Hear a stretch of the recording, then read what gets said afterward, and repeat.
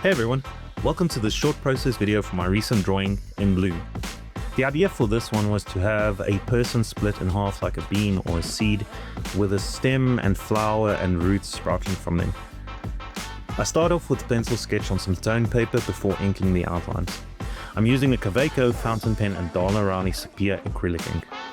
I'm only doing the basic outlines for now and not focusing too much on the details, as I'm just trying to clean up the rough sketch. Once I've got the sketch outlined, I clean up the pencil lines and tape down the paper so that I can add some ink washes. Adding in the washes helps me to define where the shadows are and give me an idea of the overall contrast of the drawing. It'll also help when I start adding detail, as rather than trying to cover the blank paper, I will already have a base to work on, which saves quite a bit of time. I start off with a lighter ink wash for the midtones as well as the sky, and then darker wash for the earth and darker shadows. I'm not too worried about applying the washes very smooth or evenly, as it won't be as visible once I start drawing on top of it.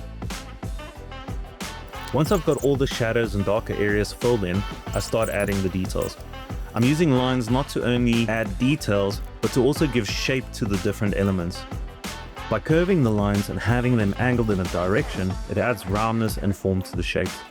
I also darken up some of the shadows and add texture to the ground areas by adding in squiggly shapes and random lines to simulate rocks and roots. Once I've got all the detail in, I start adding in some highlights using acrylic white paint.